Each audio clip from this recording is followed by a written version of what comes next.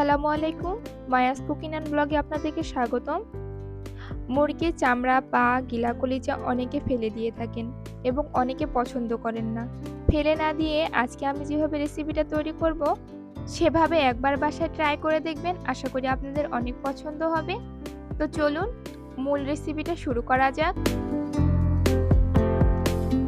আমি প্রথমে একটি কড়াই নিয়ে নিয়েছি। কড়াইটা গরম হয়ে গেলে এতে আমি পরিমাণ মতো তেল দিয়ে দিব আর তার সাথে দিয়ে দিচ্ছি 3টা তেজপাতা, 3-4টা দারচিনি আর তার সাথে আমি দিয়ে দিচ্ছি 4-5টা সাদা এলাচ আর একটা কালো এলাচ আর কয়েকটা লবঙ্গ আর কয়েকটা গোলমরিচ।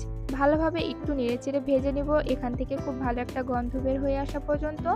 মশলাটা ভাজা হয়ে গেলে পেঁয়াজ কুচিগুলো দিয়ে খুব ভালোভাবে নেড়েচেড়ে আমি এটা ভেজে নেব হালকা হালকা লাল হয়ে আসা পর্যন্ত। পেঁয়াজটা যখন হালকা লাল হয়ে আসবে তখন আমি এর সাথে সামান্য একটু পানি অ্যাড করে দেব, যাতে আমি যে মশলাটা অ্যাড করব সে মশলাটা যেন পুড়ে না যায়। ভালোভাবে নেড়েচেড়ে আমি এর ভেতরে দিয়ে দিচ্ছি জিরা বাটা, ধনিয়া বাটা, আদা বাটা আর রসুন বাটা। মশলাটা একটু নেড়েচেড়ে এর সাথে মিশিয়ে নিয়ে আমি অ্যাড করে দেব মরিচের গুঁড়া, হলুদের গুঁড়া আর দিয়ে দিচ্ছি পরিমাণ মতো লবণ।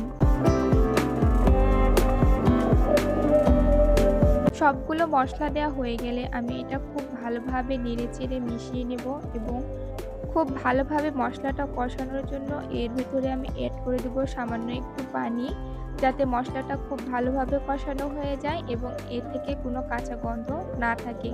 মশলাটা যত ভালোভাবে কষানো হবে তরকারিটা খেতে ততটাই সুস্বাদু লাগবে।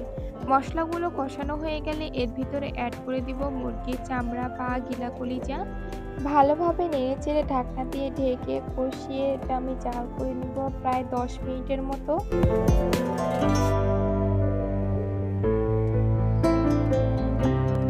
ভালোভাবে নেড়েচেড়ে আমি এর ভিতরে অ্যাড করে দেব ছোট ছোট করে কেটে রাখা আলু। এখানে আমি 4টা আলু খুব ছোট ছোট করে টুকরো করে কেটে নিয়েছি। এভাবে আলু দিয়ে রান্না করলে কিন্তু খেতে বেশ দারুণ লাগে। তো আমি এটা খুব ভালোভাবে এর সাথে মিশিয়ে এটা জাল করে নিব আবারও 5 মিনিটের মতো।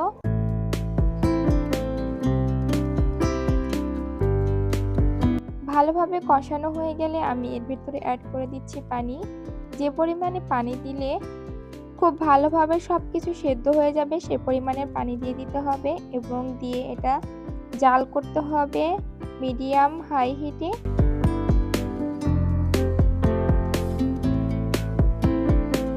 পানিটা শুকিয়ে আসলে এবং সবগুলো উপকরণ খুব ভালোভাবে সেদ্ধ হয়ে গেলে আমি এর ভিতরে অ্যাড করে দিচ্ছি ভেজে রাখা গরম মশলার গুঁড়ো। দিয়ে খুব ভালোভাবে এটা নেড়েচেড়ে আমি সম্পূর্ণ তরকারিটা মিশিয়ে নিব এবং চুলার তাপটা বন্ধ করে দিব। ব্যাস রেডি হয়ে গেল খুব মজাদার একটি রেসিপি।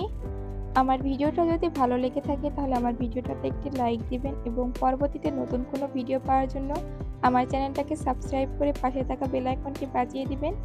সে পর্যন্ত সবাই ভালো থাকবেন, সুস্থ থাকবেন। আল্লাহ হাফেজ।